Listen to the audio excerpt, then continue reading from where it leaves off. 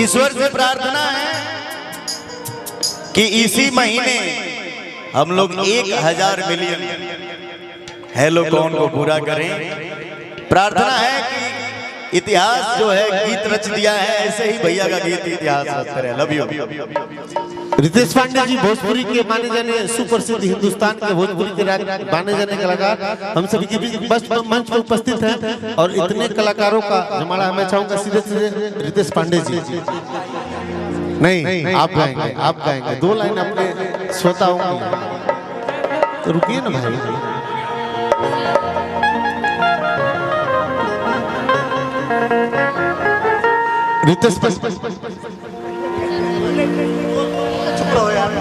रितेश भैया जानते नहीं, आज हमने के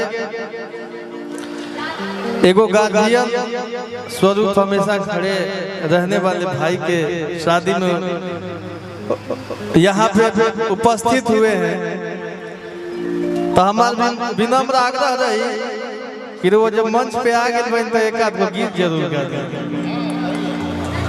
गीत हो बाग मर दिए थे।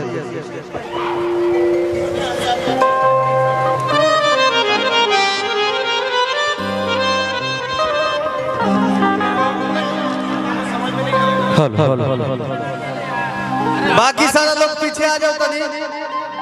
बाकी सारे लोग पीछे आ जाए। सबको प्रणाम के पीछे आइए, पीछे आइए। और भैया लोग ने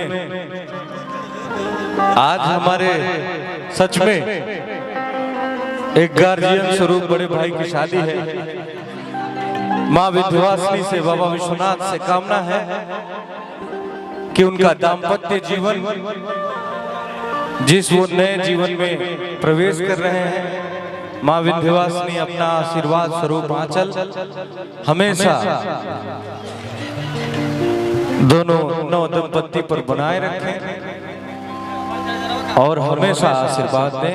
एक बार आप दोनों लोग दोनों हाथ उठाइए मेरे कहने से। दोनों लोग सभी लोग दोनों हाथ उठाएं और वर वधू को आशीर्वाद स्वरूप बाबा का नारा लगाएं। ओम नमः पार्वती पतये हर हर महादेव। वाह, भाई लोग का आदेश है तो 2 लाइन आइए, इधर आइए आप लोग। कि जब निकले घर से बहरिया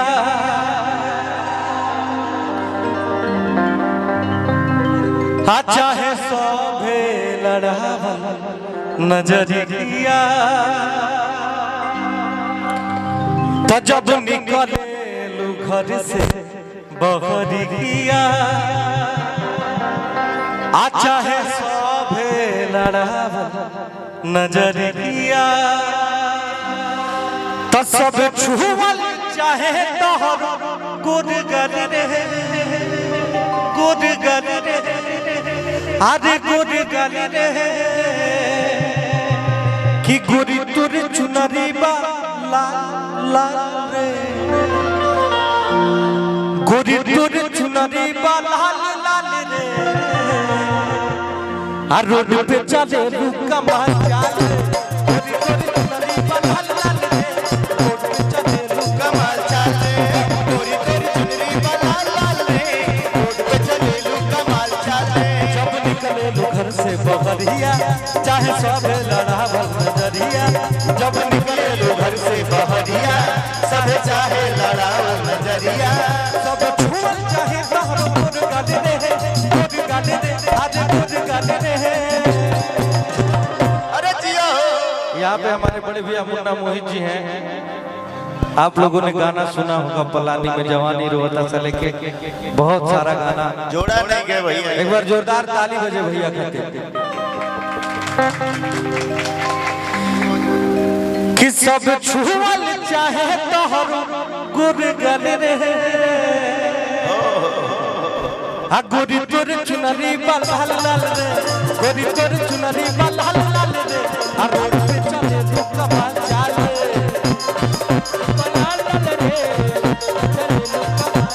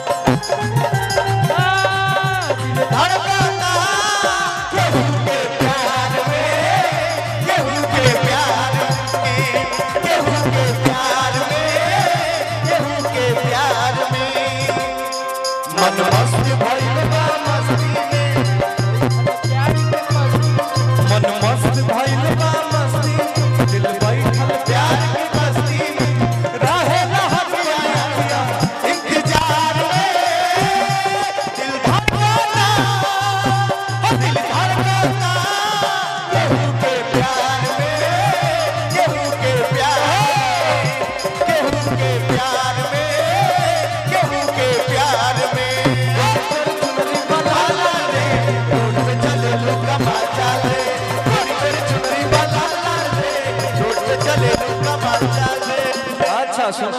अरे वाह, दूल्हे सरकार आइए आइए आइए भैया, आइए अभय भैया। कि मऊ कलेजवा में हेलो अभय सर जी हम सभी के बीच में उपस्थित हैं, अब कल्लू जी भी उपस्थित हैं, डिम्पल जी भी। लेकिन क्या कहना है, क्या कहना है, देखिए अखिलेश भैया भी उपस्थित है, अरे बाप रे बाप सारे लोग उपस्थित हैं, और पंकज भाई भी उपस्थित हैं, सभी लोग आशु बाबा भी उपस्थित हैं। आशु बाबा आप सामने आइए।